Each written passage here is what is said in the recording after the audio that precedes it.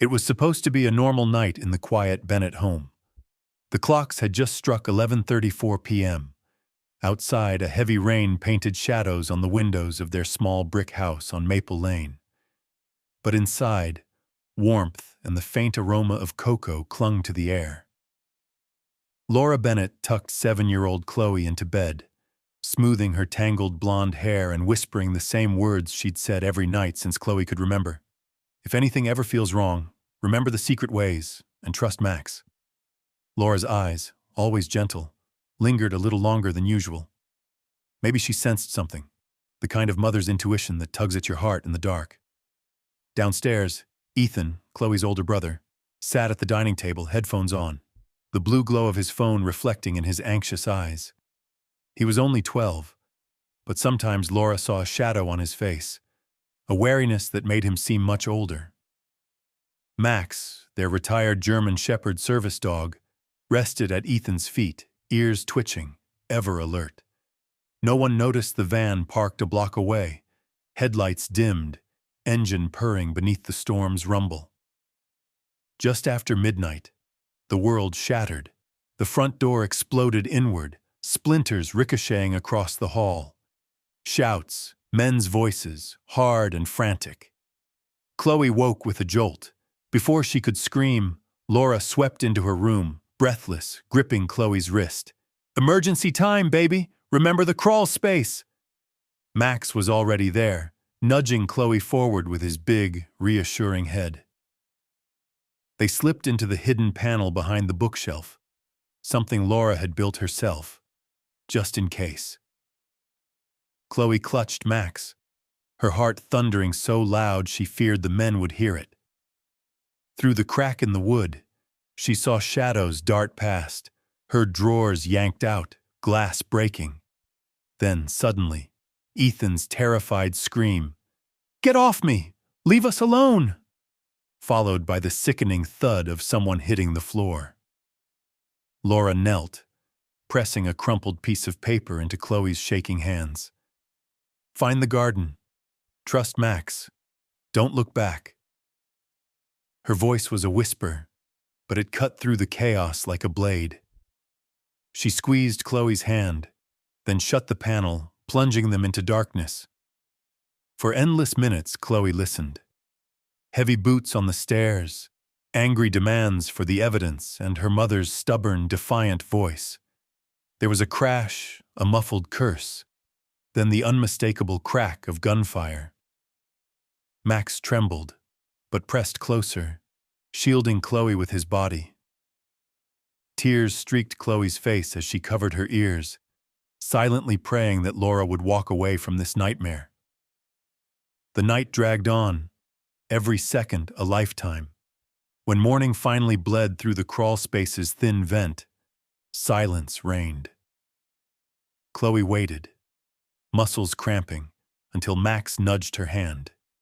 He seemed to know it was time. Together they slipped out, moving quietly through a house that was no longer a home. Shattered glass sparkled in the living room. The kitchen looked ransacked, drawers yanked open, and cabinets hanging by their hinges. Ethan was nowhere in sight. Neither was Laura. Chloe's legs shook as she stepped onto the porch. Max pressed against her leg, senses sharp. The street was eerily empty, save for the blue and red flash of police lights in the distance. But Chloe hesitated. Laura's warnings echoed in her memory. Sometimes the people who are supposed to save you are the ones you need to fear most. She remembered the stories her mother told, about good cops and bad ones, about how sometimes the truth gets lost in the rush to solve a case. She squeezed the paper in her palm, a coded map with strange markings and the word garden underlined twice. With Max by her side, Chloe darted down the back alley, avoiding the main road. They cut through the neighbor's yard, slipping behind fences and hedges, hearts pounding. By mid-morning, every news station in town was running the story. Amber Alert, missing Chloe Bennett, age 7, blonde, blue eyes, last seen, Maple Lane. Maybe with family dog, German Shepherd named Max. If seen, call authorities. The images showed Chloe's school photo and Max in his service vest, but the speculation quickly spiraled. Was she a victim, a runaway, or something else entirely? Some experts even wondered if Max, the big dog, had turned violent. Chloe watched a TV through a store window, her picture flashing beside Max's, and felt fear sink its claws deeper into her chest. Meanwhile, Ethan was found wandering a mile from home, dazed, clothes torn and face bruised. Police officers, faces hard, questions sharp, asked him what happened. Ethan stammered out his story. Masked men, violence, his desperate attempt to escape. But his memory was patchy. One officer, a tall man with cold eyes, seemed unconvinced, pressing Ethan harder, twisting his words, as if looking for something he could use. Back in the city's maze of alleys and forgotten places, Chloe and Max moved like ghosts. Chloe kept to the secret paths Laura had shown her on their adventure walks, routes no one else knew, hidden doors in fences, drain tunnels beneath the park. She clung to Max, who seemed to sense her every fear, his big brown eyes never leaving her face. They stopped only when Chloe's legs gave out behind an abandoned laundromat. She tried not to cry, but the tears came anyway, silent and heavy. Max licked her cheek, pressing his nose into her side, anchoring her to the moment. Night fell again. Somewhere, sirens wailed. In a city that suddenly felt huge and hostile, Chloe and Max were truly alone. But even as fear threatened to swallow her, Chloe remembered Laura's words. Trust Max. Find the garden. And so, with trembling resolve, Chloe pulled herself up, checked the coded map once more, and whispered, Come on, Max, we'll figure it out. Behind them in the shadows, unseen figures watched, hunters who hadn't finished their work, convinced that the missing girl was more dangerous than anyone realized. The hunt wasn't over, and somewhere, a mother's hope refused to die. You can never forget the night everything changed, no matter how hard you try. Chloe's mind replayed the memory in fragments, shards of terror stitched together by the echo of her mother's voice and Max's steady heartbeat. Even now, every time she closed her eyes, she could hear the house groan as strangers crashed through the door. It began with glass shattering in the kitchen, the sound so sharp it snapped Chloe awake before the rest of her senses caught up. Down the hallway, she heard Ethan's door slam open, his shout followed by heavy boots storming up the stairs. Laura moved faster than Chloe had ever seen. She dragged Chloe out of bed and hustled her into the crawl space behind the bookshelf. Max pressed tight against them. Laura's hand trembled as she handed Chloe the wrinkled piece of paper, her lips brushing Chloe's ear. Find the garden, Chloe. Trust Max no matter what. Don't come out till it's quiet. Promise me. Chloe nodded, though her voice had disappeared. Laura's face, drawn, eyes wide, flickered in the pale moonlight. The panel slid shut, and Chloe was alone except for Max. Her heart hammered. Through the thin wood, voices raged, men yelling, demanding the evidence, the slap of skin on skin, her mother's gritted response, I don't know what you're talking about. Then a low, angry voice threatening, You have one more chance. Someone knocked over a lamp. Glass and porcelain rained down. Max growled low in his chest, every muscle coiled, ready to fight for Chloe. Ethan's voice broke through the chaos. Stop! Please don't hurt her! Then a sickening crack. Chloe pressed both hands over her mouth to muffle a sob, feeling Max's fur grow damp with her tears. The world narrowed to the pitch-black safety of the crawl space. Chloe clung to Max, shaking, willing herself to disappear. Suddenly, gunshots. The sharp pops rang through the floorboards, followed by silence so deep it felt like drowning. Chloe was frozen, barely breathing. Had they killed her mother? Was Ethan still alive? she didn't know.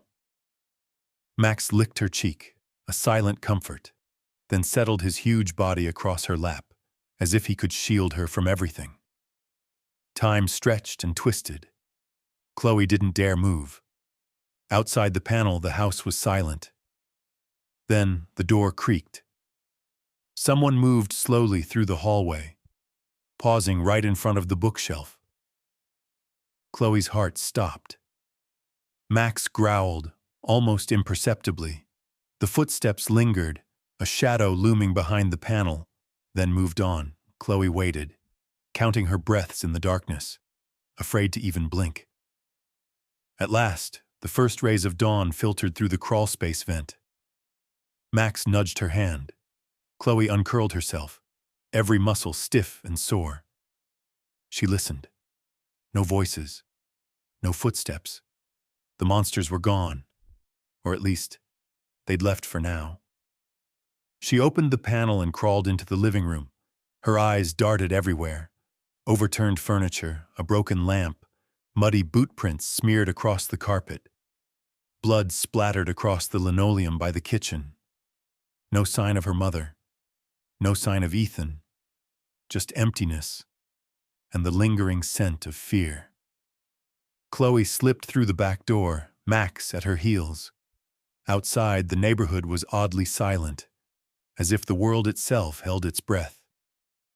She gripped Max's collar and moved along the side fence, ducking behind trash bins and hedges until they were swallowed up by the city's gray morning light. Back inside, Ethan's story was unfolding in a hospital room under the harsh glare of police interrogation. He remembered being yanked from his bed, thrown against a wall, and forced to watch as masked men tore through drawers and boxes, demanding something called the evidence. When he tried to run, one of them grabbed him by the hair and slammed his head against the wall. After that, everything blurred. The police didn't seem to believe him. A detective, his badge glinting under fluorescent lights, grilled Ethan with questions. Who were they? Did your mother owe someone money? Were you hiding something? Ethan, dizzy and terrified, could only stammer, "They took Mom. I think they took her. I don't know where Chloe is. Please, just help us." The investigation sputtered and stalled. Officers searched the house, cordoned off the street, and interviewed neighbors. The media pounced. Breaking, local family torn apart in home invasion, 7-year-old missing. Theories abounded. Some reporters wondered if Chloe had run away, scared by violence. Others speculated about a custody battle, a family secret, or even that Chloe had been abducted by someone she knew. The Bennetts' private tragedy became public property, every detail picked over, every secret exposed. Meanwhile, Chloe and Max kept moving. Hunger gnawed at her stomach, but fear kept her sharp. They ducked into alleyways and abandoned buildings, always staying close to the routes Laura had mapped in her stories. Chloe's mind replayed her mother's voice. If you get lost, follow the river. If you're scared, trust Max. Never talk to anyone in uniform unless you know their name. As night fell again, Chloe and Max huddled in the shadows of a closed hardware store. She uncrumpled the map Laura had given her, trying to decipher the strange symbols, lines, arrows, and the word garden written in big block letters. Max licked her hand and whimpered, sensing her despair. Somewhere behind them, sirens wailed. Chloe squeezed her eyes shut, wishing for her mother's arms, Ethan's goofy laugh, for anything that felt safe. Back at the Bennett house, the police found Ethan wandering the street the next morning, his story a tangle of fear and confusion. They pressed him for answers, hinting that maybe Chloe had left on her own. Maybe the dog was dangerous. Ethan shook his head. Max would never hurt Chloe. He'd never leave her. But the officers only traded doubtful glances. What no one realized was that Ethan's release was no accident. The men who'd invaded the house had let him go, hoping he'd draw Chloe out. Bait in a deadly game. As Ethan rode in the back of a police cruiser, head bandaged, he kept whispering his sister's name, not knowing that somewhere, Chloe was doing the same. In the darkness, Chloe clung to Max and repeated the words Laura had left her with. Find the garden. Trust Max. Don't look back. The night of terror was over, but the real journey was just beginning. 6 months before the night that changed everything, the Bennett family was already teetering on the edge of trouble. They just didn't know how far the fall would be. In Maple Falls, a town that pretended its secrets could be hidden beneath autumn leaves, Laura Bennett lived her days with a nervous sense of watching over her shoulder, as if she could feel a storm gathering. Laura had always loved her job as a nurse at the Maple Falls Community Clinic. It wasn't glamorous work, long hours, constant pressure, a waiting room filled with stories of pain and hope. But she believed in helping people, believed that kindness and courage still had a place in the world. She never expected her job would pull her into a nightmare. It began with missing inventory, boxes of painkillers that vanished from the clinic's supply room. At first, Laura thought it was a simple mistake. She checked the logs, questioned the staff, and even stayed late to count the bottles herself. But the numbers never added up. Her boss, Dr. Henry Walsh, a man whose calm, reassuring voice could silence a storm, brushed off her concerns. Paperwork gets mixed up all the time, Laura. We'll sort it out. He smiled, but something about it felt wrong. Too smooth, too practiced. That night, Laura sat at her kitchen table, going over inventory sheets, her brow furrowed in concentration. Ethan slammed his bedroom door, the sound rattling through the small house. Chloe sat at the table, drawing pictures of Max chasing butterflies in the backyard. Max himself lay under the table, occasionally lifting his head to nudge Chloe's knee. Ethan, just entering his stormy pre-teen years, seemed to grow more distant each day. He'd been getting into fights at school, his grades slipping. Laura wondered if he resented Max's place in their family. After all, it was Ethan who'd wanted a dog, but Max was fiercely loyal to Chloe, shadowing her every move. Sometimes Laura saw Ethan's jealousy flicker in the way he watched Max, like he was standing outside his own home, looking in. The tension was thick, but Laura tried to hold the family together. She hid her worries about work from the kids, forced herself to smile through dinner, and tucked Chloe into bed with the same secret code she'd always used. If anything happens, trust Max. But Laura couldn't shake the sense that the walls were closing in. She confided her suspicions about Dr. Walsh in the only person she truly trusted outside her family, Officer Rick Porter. Rick had grown up 2 blocks over, shared popsicles with Laura on summer days, and spent their teen years daring each other to jump the fence at the town pool after dark. Now he wore a badge and a serious expression, but he was still the one Laura called when she was scared. They met at a quiet diner late one night, the only other customer a trucker nursing black coffee. Laura slid the inventory reports across the table, voice barely above a whisper. Rick, I think Walsh is stealing opioids, maybe selling them. I can't prove it yet, but there's something bad going on. Rick's jaw clenched. He'd heard rumors about the clinic, about small-town corruption, but he never imagined Laura would be caught up in it. You have to be careful, he said, glancing around the empty diner. These people, Laura, they don't play fair. If Walsh suspects you're onto him. I know, she interrupted, tears stinging her eyes. But I can't just look the other way. What if someone gets hurt? Rick sighed, reaching across the table to squeeze her hand. You're one of the bravest people I know. But promise me you'll keep your head down and let Max sleep in Chloe's room every night. He's got more training than half the guys on our force. Back at home, Laura started collecting evidence. She photocopied suspicious logs, saved emails, and hid a flash drive inside the hollow base of a flower pot on her windowsill. She began using coded messages when talking to Chloe about safety, turning their walks into secret drills. If you ever need to disappear, remember the garden. If you're scared, find Max. All the while, life at home grew more strained. Ethan's anger simmered just below the surface. One evening, as Chloe and Max played in the yard, Ethan kicked a soccer ball so hard it shattered a basement window. When Laura scolded him, he shouted, "You care more about that stupid dog than your own son," before stomping off. Laura's heart ached. She wanted to fix everything, but she was just one person fighting shadows on every side. That night, Chloe woke screaming from a nightmare. Max leapt onto the bed, placing his head on her chest until her breathing slowed. Laura watched from the doorway, grateful for the dog's presence but aware that something in their family was shifting. At the clinic, Laura's fears came true. She found Dr. Walsh arguing with a stranger in the parking lot, a man in a cheap suit with hard eyes and a scar along his jaw. The next day, Walsh's demeanor toward Laura changed.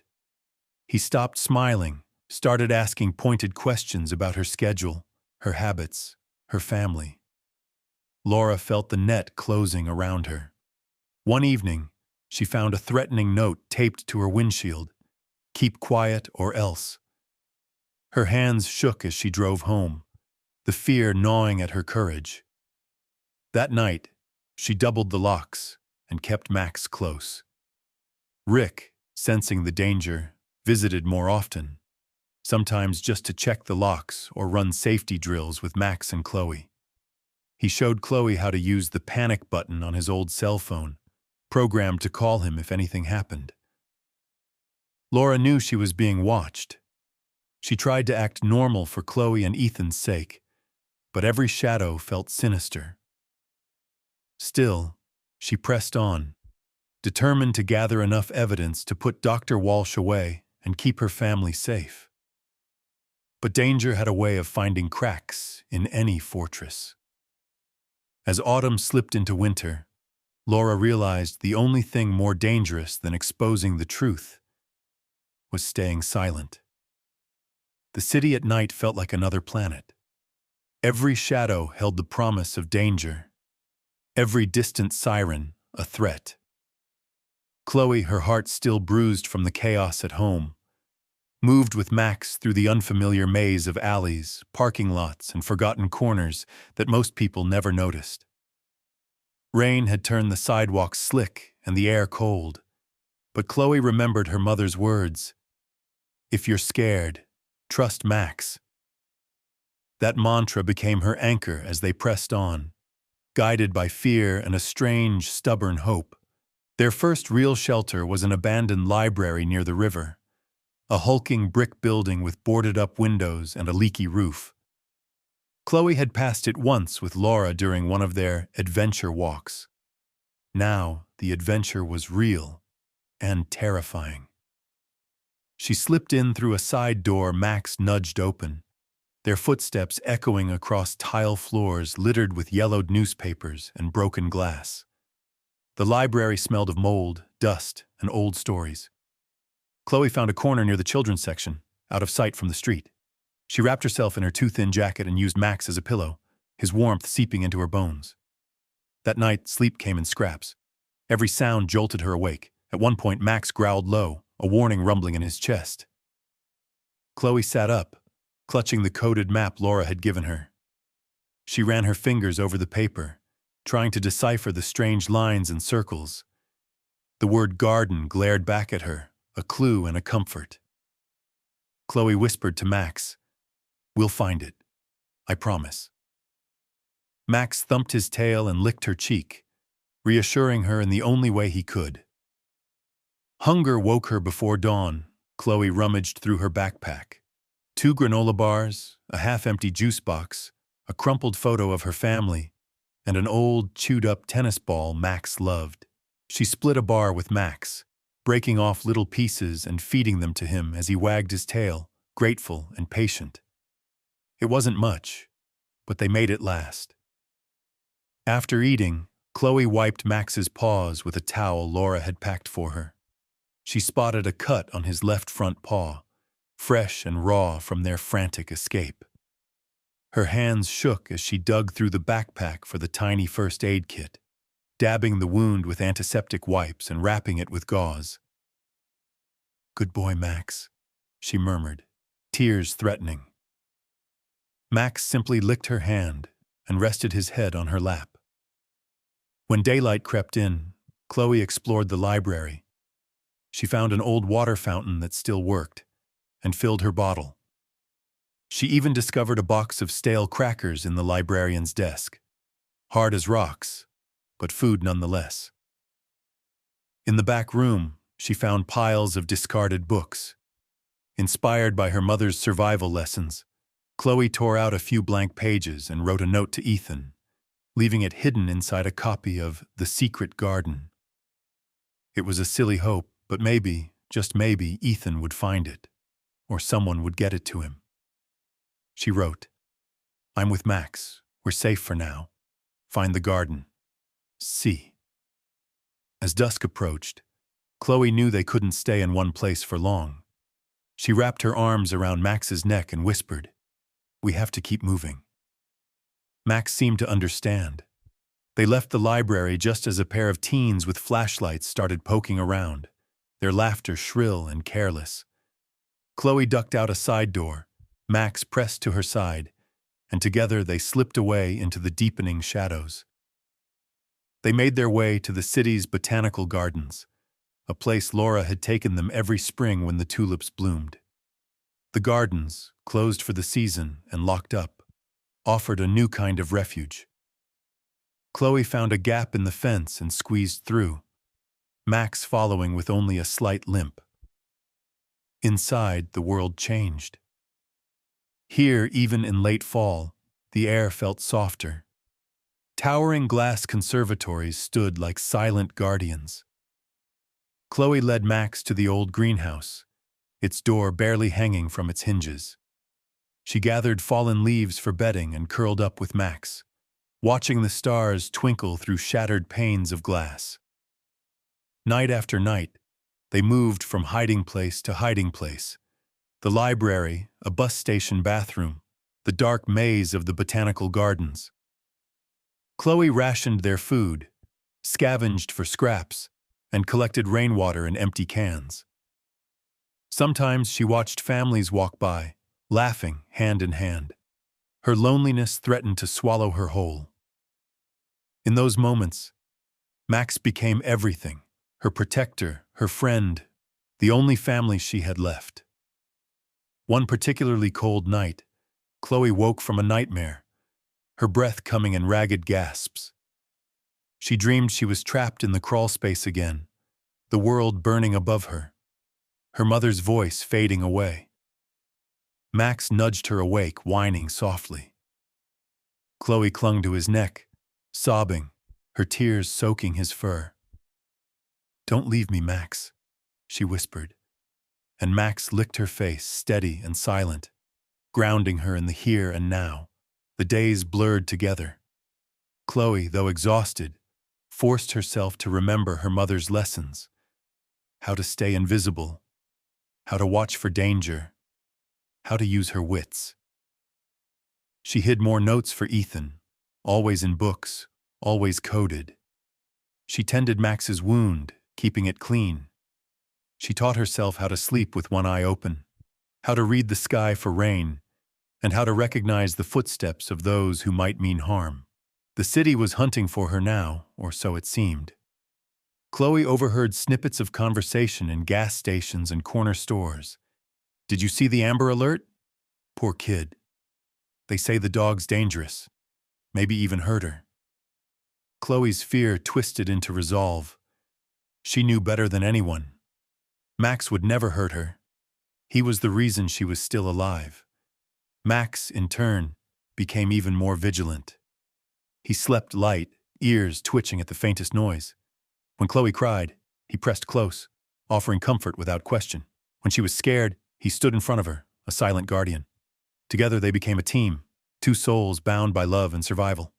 In the quiet moments, Chloe remembered the little things: her mother's laughter, Ethan's goofy jokes, the warmth of home. Those memories, and Max by her side, gave her strength. Whatever came next, she knew she would face it with courage. The city was big and cold, but Chloe and Max had each other, and sometimes that was enough. It started with a whisper, a ripple that spread from one city block to the next. In a place like Maple Falls, news didn't just travel fast. It mutated, picked up weight, changed shape, and found its way into every household. At first, Chloe and Max were only names on a flyer, faces on a television screen. But soon, as days passed and Chloe stayed hidden, the city began to turn. Officer Rebecca Hayes was restless that morning, her mind looping back to the little girl's question in the park. What if the people meant to save you are the ones you're most afraid of? She replayed Chloe's voice over and over as she shuffled through her case files, uneasy with the official story her department was building. The media, hungry for a new angle, had already decided. Chloe Bennett was missing, maybe kidnapped, maybe a runaway. Max, the loyal German shepherd, had been rebranded as a possible threat. News tickers blared warnings: missing child accompanied by large dangerous dog, do not approach. Rebecca watched in disbelief as a city's sympathy curdled into fear. Her doubts grew when she found a battered copy of The Secret Garden on her desk, a book she didn't remember seeing before.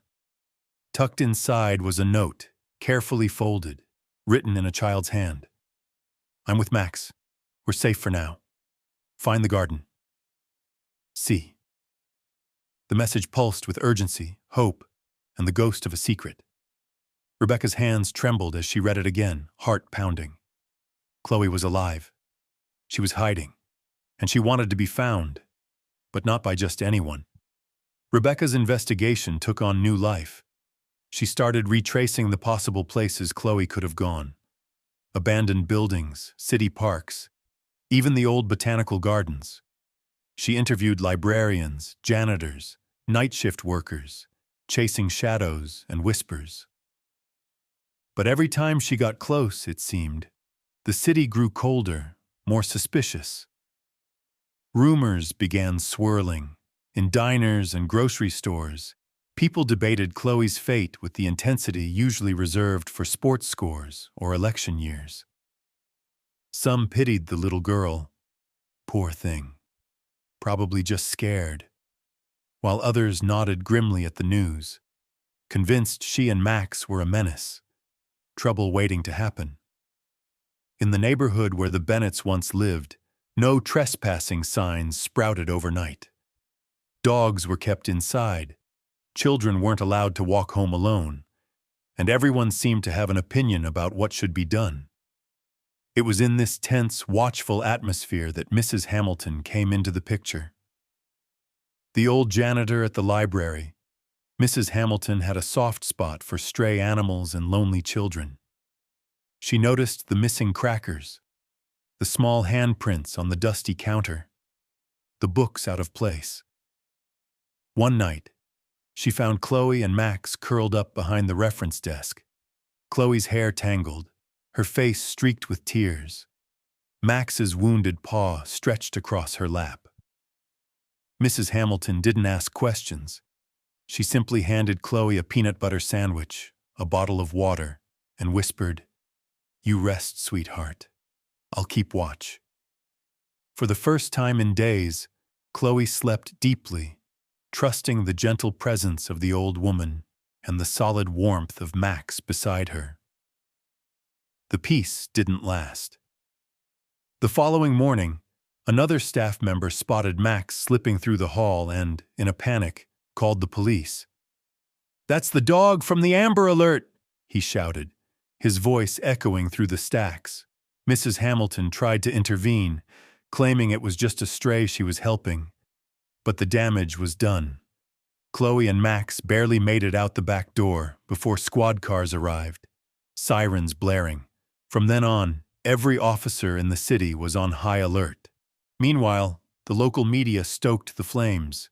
News vans camped out in front of the Bennett home, eager for any sign of a break in the case. Headlines painted Chloe and Max as fugitives. Amber Alert escalates. Girl and dog on the run. Is Max dangerous? And news commentators speculated about what Chloe might know. The truth, that she was hiding because she couldn't trust everyone, that her mother's coded warnings were real, got lost in the noise. Inside that chaos, Ethan fought his own battle. Nightmares plagued him, flashes of masked men, his mother's desperate face, Chloe's terrified eyes. No one seemed to believe his version of events. The police grilled him again and again. "Did your mother say anything before the break-in?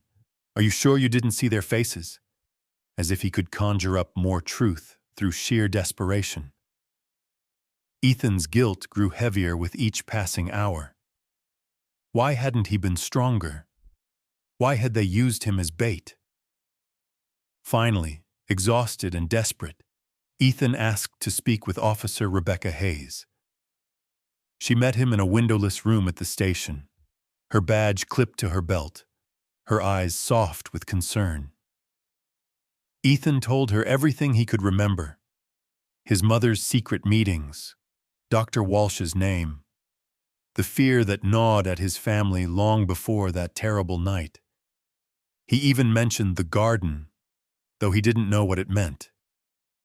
Rebecca listened, scribbling notes, piecing together a story that didn't fit the narrative her department was pushing. She started connecting the dots. Laura's investigation at the clinic, the missing drugs, the coded messages, the reason Chloe might be running from both criminals and the police. By that afternoon, the city had become a hunting ground. Be on the lookout for a young girl and a German shepherd, considered frightened, possibly dangerous. The radio squawked in every patrol car. Flyers and warnings spread, and well-meaning neighbors became spies. Chloe and Max, now truly fugitives, clung to each other more than ever. The city they once called home was now a labyrinth of eyes and suspicion. Still, somewhere deep inside, Chloe held tight to her mother's words. Trust the right people. Keep moving. Find the garden. And in the background, Mrs. Hamilton, now a person of interest herself, kept a silent vigil, her loyalty to Chloe growing fiercer with every passing hour. The city had turned, but a handful of unlikely allies were about to change everything. The chill in the air felt sharper as Chloe and Max made their way through the city's back streets, the coded map gripped tight in Chloe's hand. Sleep was a memory, hunger a constant ache, but Chloe's resolve only hardened.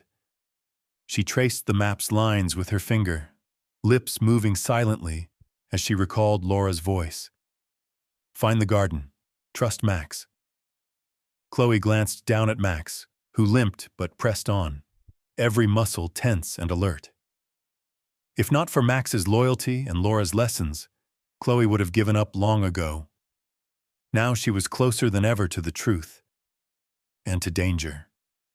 They reached the botanical gardens just after sunset, slipping through the fence gap Chloe had found days before. The gardens, closed for the season, were quiet but alive with secrets. Inside, tangled branches and glass conservatories loomed in the twilight. Chloe followed the path marked on her mother's map, guided by memory and a desperate sense of hope. She and Max ducked into the main conservatory, weaving between benches and overgrown planters. Chloe paused near the ancient oak tree in the center, just as Laura's map showed, a spot she and her mom had visited every spring. The coded message came to life in Chloe's mind. Look for the yellow iris in the oldest pot. She scanned the shadows. finally spotting a battered ceramic planter nearly swallowed by weeds. Chloe fell to her knees, digging through the dirt, heart pounding. Her fingers brushed cold metal, a flash drive taped to the pot's base. This was what Laura had risked everything to hide. A sudden noise jolted Chloe upright. She froze, clutching the flash drive, as Max moved in front of her, teeth bared. Footsteps echoed through the glass house. Heavy, purposeful, far too familiar. From the darkness emerged two men in black, faces hidden by scarves, guns glinting in their hands.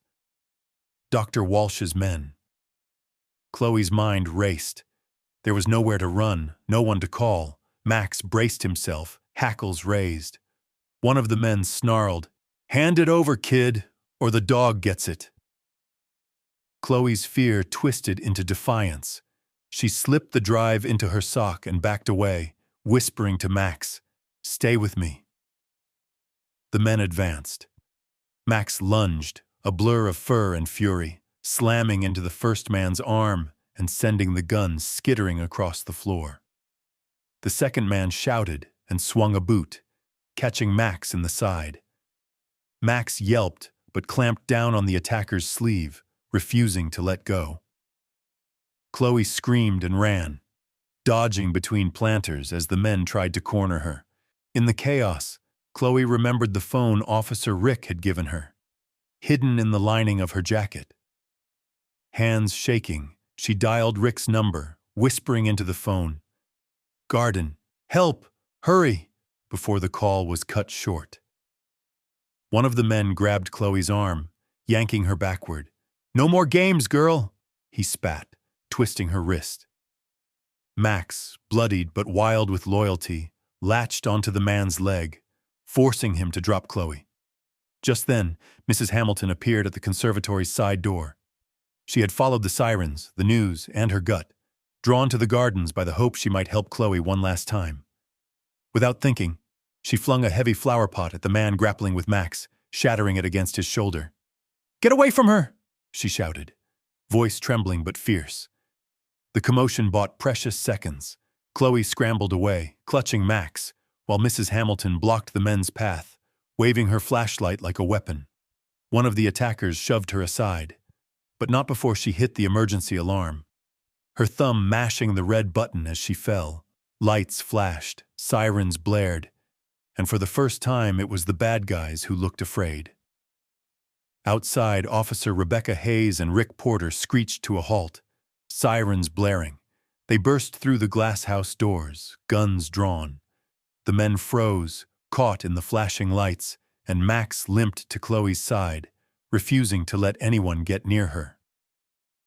Rebecca cuffed the first man while Rick hauled the second away, eyes searching Chloe's for a sign she was okay. "Are you hurt?" Rick asked, voice low and steady. Chloe shook her head, tears streaming down her cheeks as she hugged Max with all her strength. Rebecca knelt beside them, taking Chloe's hand. "You did everything right," she whispered. "You're safe now." But Chloe shook her head, pulling the flash drive from her sock. "This is what they wanted. It's what my mom risked her life for." She pressed it into Rebecca's hand. "Don't let them get away with it." Rick radioed for backup, telling headquarters to send an ambulance for Max and Mrs. Hamilton, both battered but alive. As police lights painted the garden in red and blue, Rebecca realized the truth. Laura Bennett's evidence could bring down not just Dr. Walsh, but anyone who'd helped him. As paramedics loaded Mrs. Hamilton onto a stretcher, she caught Chloe's hand and squeezed. "You're the bravest girl I know," she whispered. Chloe, for the first time in days, allowed herself a small, shaky smile. Later, as the chaos settled, Rick and Rebecca reviewed the flash drive. Laura's files were all there. Emails, inventory reports, financial records, even recordings implicating Dr. Walsh and, shockingly, a fellow police officer who had tipped him off and slowed the investigation at every turn. Rebecca's fury simmered. Corruption in her own department. It was worse than she'd feared. But now they had proof. The city would finally see the truth.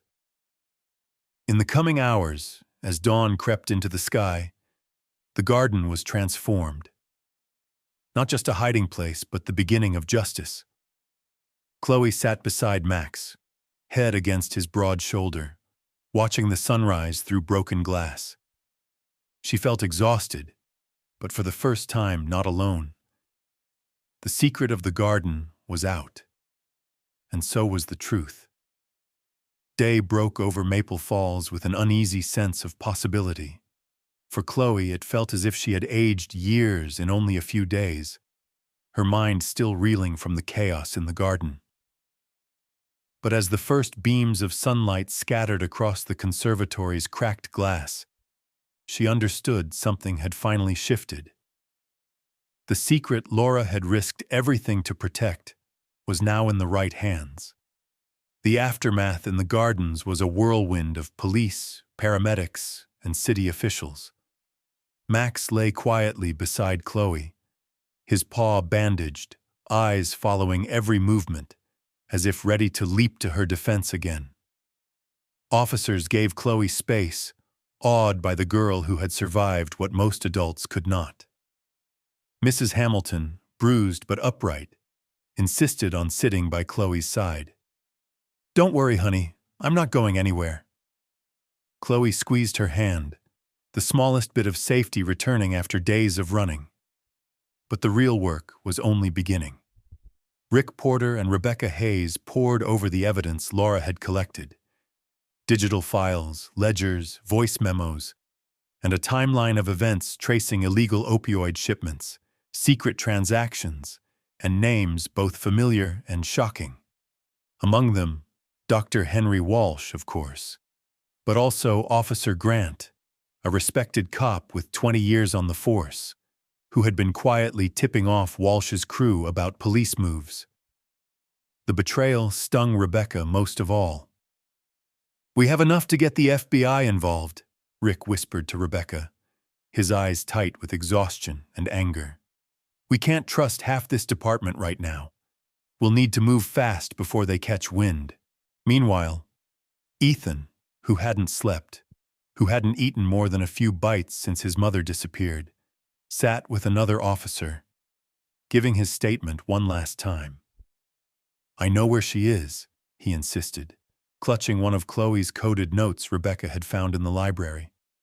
"She said to look where the sunflowers can't see the street. That's the storage shed at the clinic. Mom used to hide there when she had to work late." It was a tiny detail, one that only family would know. Rebecca's pulse spiked. It made sense. Laura, resourceful and desperate, would use the last place anyone would think to look, her own workplace. As Rick and Rebecca geared up, the FBI arrived, the lead agent moving with brisk confidence. "We have enough for warrants and a raid," she confirmed, loading the evidence into a secure case. No more games.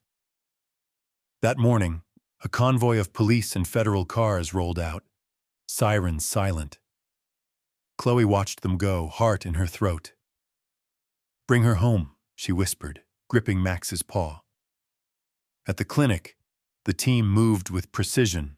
Rebecca and Rick led the way, ignoring the icy stares of Officer Grant and a handful of his loyalists.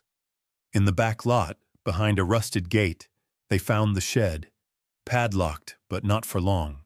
Rick's crowbar made short work of the lock. Inside, curled in a corner, hands bound but eyes blazing, was Laura Bennett. "Mom!" Ethan's shout cut through the morning chill.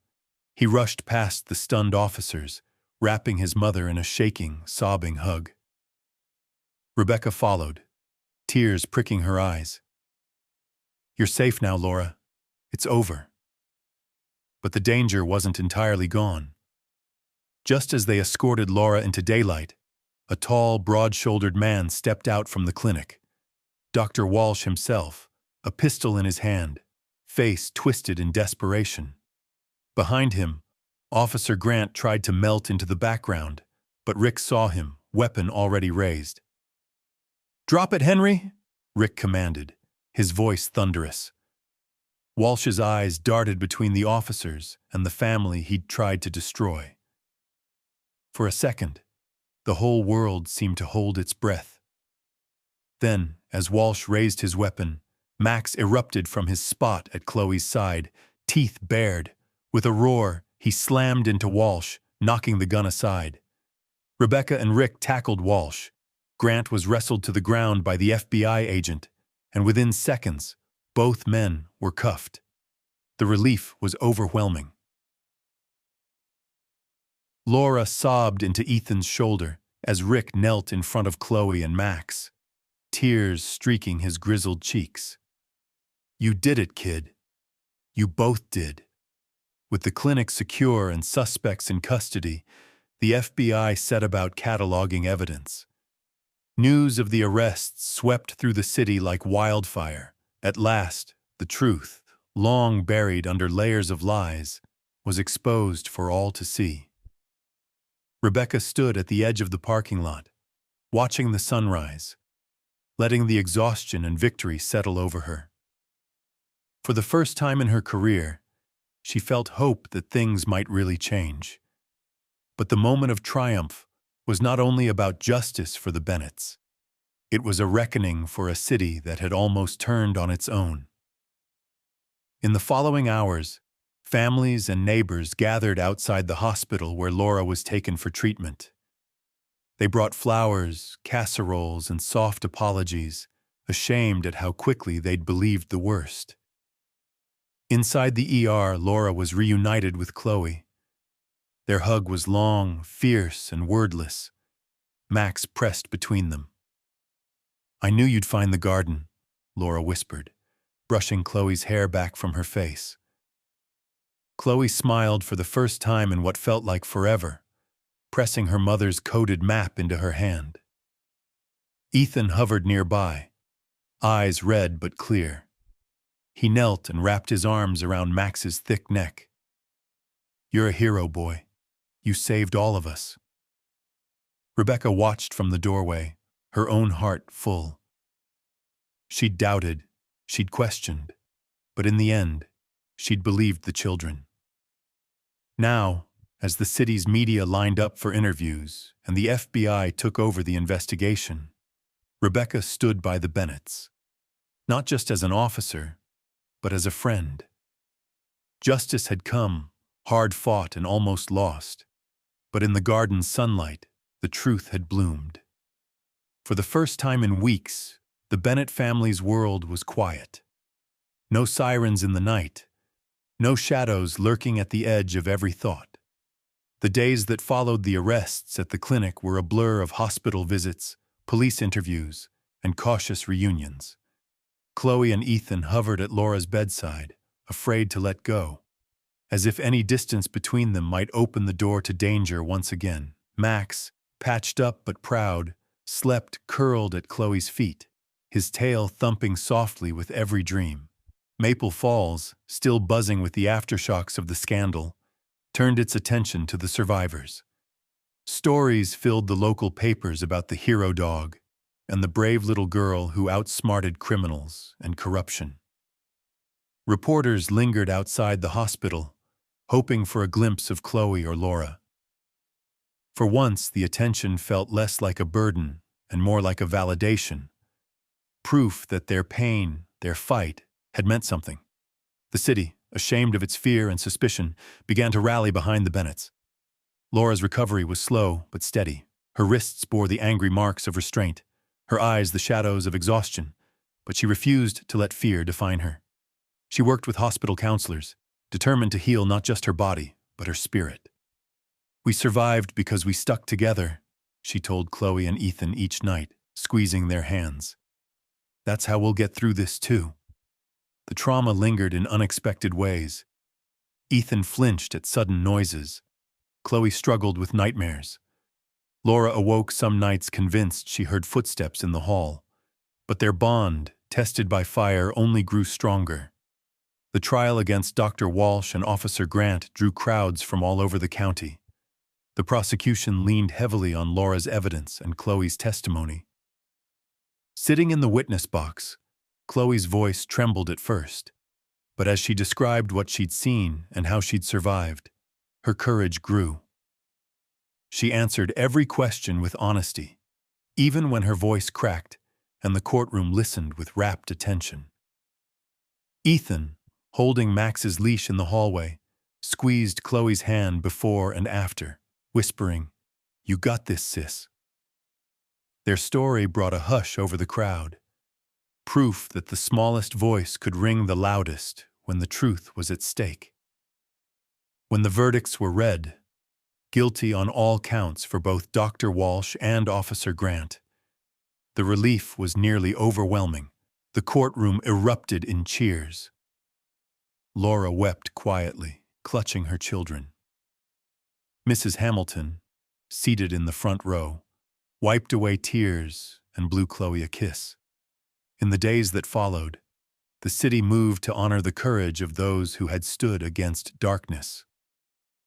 At a special ceremony in City Hall, Mayor Russell awarded Chloe and Max the city's Medal of Bravery. Chloe, wearing a new dress and clutching Max's freshly polished collar, blushed as cameras flashed and applause filled the room. Max sat stoically by her side, head held high, as if he knew exactly what was happening.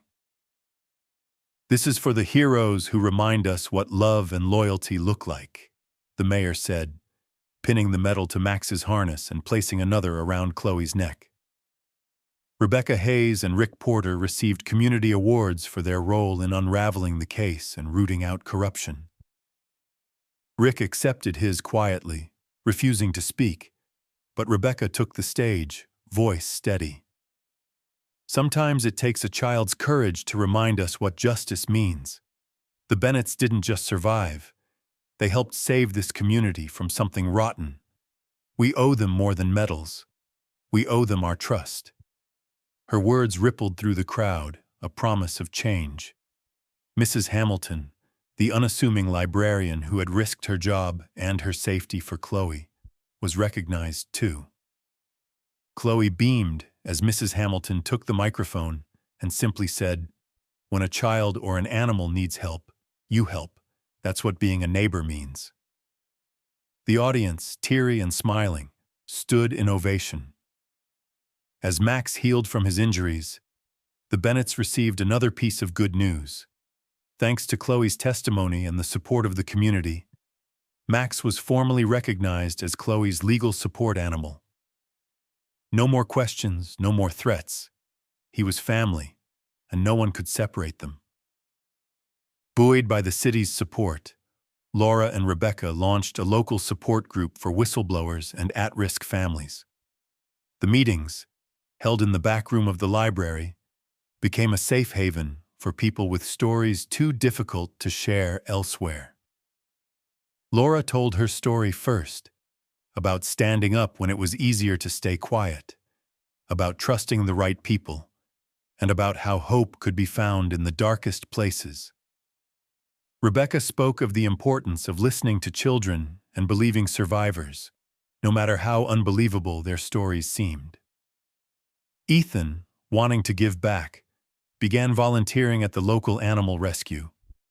He cleaned kennels, walked dogs, and shared Max's story with nervous kids who'd lost their faith in people. For Ethan, it was a way to channel his fear and guilt into something positive, a new chapter where he could be a helper, not just a survivor. As autumn gave way to winter, life at the Bennett house found a new rhythm. Some scars remained, visible and invisible, but laughter slowly returned. Chloe and Ethan argued over chores and homework. Laura planted flowers in the yard. And Max, never far from Chloe's side, took up his post by the window, forever on watch. On the 1-month anniversary of their reunion, Laura hosted a small dinner for those who'd helped them. The police officers, Mrs. Hamilton, a few neighbors. They gathered around a table filled with homemade food, their conversation warm and easy. Laura raised a glass. To healing, to hope, and to the heroes beside us, even the ones with paws. Glasses clinked, laughter echoed, and Chloe at last felt truly safe. And in that moment, surrounded by friends and family, Chloe understood. Heroes aren't just the people who save the day. They're the ones who show up, again and again, until the world is bright enough for everyone. The worst storms, Laura once told her children, don't always come with thunder and lightning. Sometimes they settle quietly in your bones, asking questions that never really go away. In the weeks after the trial, as life in Maple Falls returned to something like normal, the Bennetts and those around them were left to sift through the aftermath, the lessons learned, the scars that remained, and the unexpected gifts that struggle sometimes leaves behind. Officer Rebecca Hayes often found herself thinking about Chloe's question in the park. What if the people meant to save you are the ones you're most afraid of? She'd replay that moment in her mind, sometimes late at night when the house was silent. In her years on the force, she'd seen the best and worst of people, the courage it takes to step forward, and the fear that makes even good folks turn away. But the Bennett story left a mark deeper than most.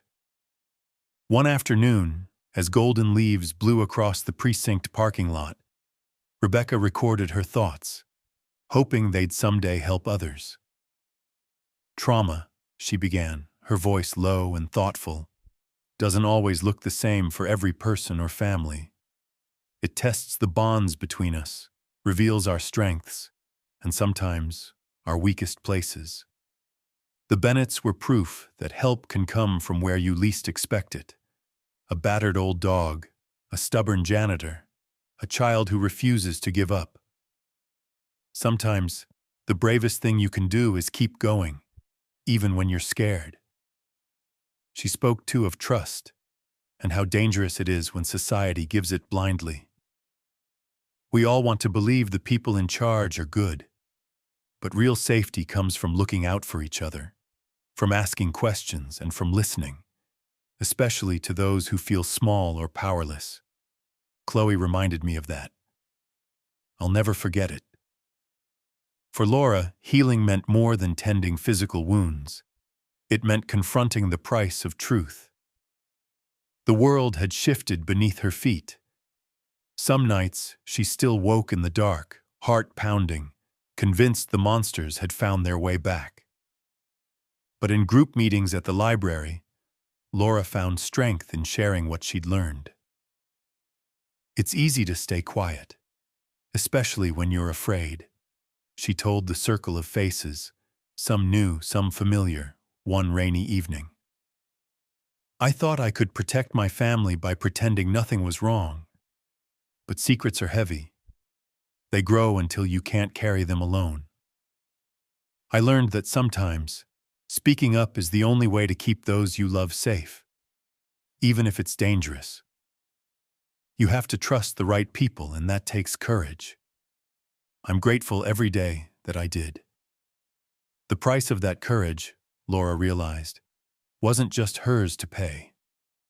Ethan, who'd spent months haunted by nightmares and guilt, struggled to find peace. For a long time, he couldn't look at Max without feeling a knot of shame. Why hadn't I done more? Why did Chloe have to be the brave one? The questions were like stones in his pockets. But over time, as Ethan worked at the animal rescue and listened to the stories of others, children scared, animals lost and found, he discovered something unexpected. Forgiveness wasn't a gift you waited for. It was something you chose, over and over. One afternoon, Ethan stood at the end of the kennel row, watching Max nap in a patch of sunlight. Chloe knelt beside Max, tracing his scars with gentle fingers. You know, I used to be jealous of you and Max, Ethan said, his voice quiet but sure. I thought he only loved you. But I get it now. He just wanted to protect us all. He knelt, scratching Max's ear. I'm sorry for how I acted. I was scared. Chloe smiled, a rare, bright thing. We all were, Ethan. That's what being a family means, right? Even when we mess up, We come back together. For Chloe, the darkness had been thickest and longest. She'd learned the city's secrets by moonlight, slept with fear pressed close against her chest, and seen the best and worst of people through a child's eyes. But with Max at her side and her family safe, Chloe found her voice again. At the library's support group, she shared her story with other kids. She spoke about hiding in the crawl space, about her coded notes, about how sometimes the grown-ups who are supposed to protect you make mistakes, and how important it is to keep believing in kindness anyway. Sometimes I thought no one would ever find us, she admitted, her hands twisting in her lap. But Max never gave up, so I didn't either. And Mrs. Hamilton and Officer Hayes and my mom, they all believed in me, even when I was scared. I think that's how you get through. You find your people, and you hold on. Max, forever the silent witness, became a symbol in Maple Falls. Children waved to him on the street, and families would stop to pet him, their parents whispering stories of the brave dog who had saved a little girl, and in some ways, the whole town. Mrs. Hamilton, now co-founder of the support group, often reminded people sometimes heroes come on four legs. In their living room late at night, the Bennetts often gathered, Laura and Ethan on the couch, Chloe curled up with Max at her feet. They didn't talk much about what happened anymore, but when they did, it was with honesty and gratitude. The darkness they'd walked through wasn't just something to forget. It was something to learn from. They learned that forgiveness can be harder than anger. That resilience doesn't mean you never cry. It means you keep moving, one step at a time. That community isn't about living in the same place, but about showing up for each other, especially when it's hard. And that sometimes, when you feel most alone, you're already braver than you realize. In the end, every crisis offered them a choice, to hide or to reach for the light. And together, they chose courage and compassion. The seasons changed, and with them, so did Maple Falls. A year after the night Chloe vanished, the town was filled with new energy, hints of transformation in every corner. The Bennett family, once haunted by shadows, had become a living testament to resilience. Though the scars, seen and unseen, remained, they served as reminders not of what was lost, but of what was possible when a family, a city, and a few unlikely heroes refused to give up. It was a Saturday in early spring, and the city park was alive with preparations for the Everyday Heroes event. A new tradition born from the Bennett's story, ribbons, banners, and bursts of color draped the gardens that once hid Chloe and Max. The old conservatory, once a place of danger, had been restored and renamed Hope Pavilion. Laura stood on the steps with Mrs. Hamilton, both overseeing volunteers as they set up tables for a community potluck. Smells of barbecued chicken, sweetbread, and wildflowers floated through the air, mixing with laughter and music. Chloe, taller now, with confidence in her walk, arrived with Max at her side. His fur had grown back where old scars had healed, and his steps, though slower, still carried a protective pride. He wore a new blue vest, embroidered with the word hero and pinned with a shining medal. Chloe wore a matching ribbon, a quiet symbol of the journey she had made from frightened child to fearless survivor. Ethan hurried up, juggling a tray of cookies and a leash attached to a small rescue mutt from the shelter where he now volunteered. "Hey, you two, save some cookies for the guests," he teased, nudging Chloe with his shoulder. Their laughter was genuine, filled with the lightness of youth and the relief of safety found. The day's festivities began with Laura's speech. She stood at the microphone, voice steady but warm, addressing friends, neighbors, and a few local reporters. "We're here today because courage doesn't always look the way you think it will. Sometimes it's a child who refuses to give up. Sometimes it's a friend who listens. Sometimes it's a dog who never leaves your side. She paused, smiling at Chloe and Max. We survived because we believed in each other, even when the world was dark. And today, we celebrate all the everyday heroes who show up, who stand up, and who care, especially when it's hard. The crowd erupted in applause. Chloe beamed, her cheeks flushed, as Mrs. Hamilton joined Laura on stage. Together they announced the opening of the Sunflower Community Garden and Crisis Center, built on the edge of the park, where Laura and Mrs. Hamilton would help families in need. The center would offer counseling, emergency supplies, and a safe space for anyone who felt alone or afraid. The garden's first beds, brimming with tulips and sunflowers, were dedicated to survivors, each plant a living symbol of hope. Ethan took the stage next, sharing how volunteering with animals had given him a new sense of purpose. "I learned that helping others helps heal yourself," he said, patting the little mutt beside him. "And sometimes, the animals you rescue end up rescuing you right back."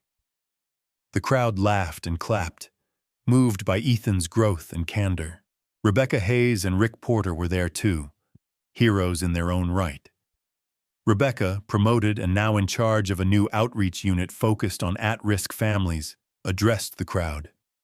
"We failed the Bennetts at first, but we learned, and we changed. Now we're listening. Our job is to protect, not just enforce, and to make sure every voice, especially the smallest ones, is heard." Rick, as always, kept his words brief, but he hugged each member of the Bennett family, tears in his eyes. The ceremony ended with a walk through the garden. Chloe led the way, Max by her side, the sun casting a golden glow over everything. As they passed rows of flowers, neighbors joined in, children carrying signs with hand-painted words like hope, courage, and kindness. Laura planted the first sunflower in memory of those who helped them survive, and Mrs. Hamilton placed a plaque at the garden gate, "For all the families who find light in the dark." The community event turned into a celebration that stretched long into the afternoon. Kids chased each other among the tulips. Teens played guitar under the trees, and the Bennett home was full once again with laughter, food, and friends. Chloe helped other children write coded notes, little games that became reminders of her own journey. Laura shared recipes and advice, while Ethan taught younger kids how to care for shelter animals. As the sun began to set, Rebecca gathered the community for one last reflection. She looked around at the faces, some old, some new, all changed by the year's events. "What if you're the only one who can make a difference for someone in the dark? Would you step up?" she asked. Her question, echoing Chloe's words from the beginning, settled over the crowd like a gentle challenge. Chloe looked at Max, his eyes deep and calm. She knew their story wasn't just about one family, one dog, or one city. It was about the courage to speak up, the strength to keep moving, and the love that binds people, even strangers, together. As the evening cooled and the stars blinked on overhead, Chloe, Max, and the rest of the Bennetts strolled through the Sunflower Community Garden. Every step felt lighter. Every breeze carried the scent of new beginnings. Chloe pressed her hand to Max's head. "We made it," she whispered, and Max nudged her gently, as if to say, "We did."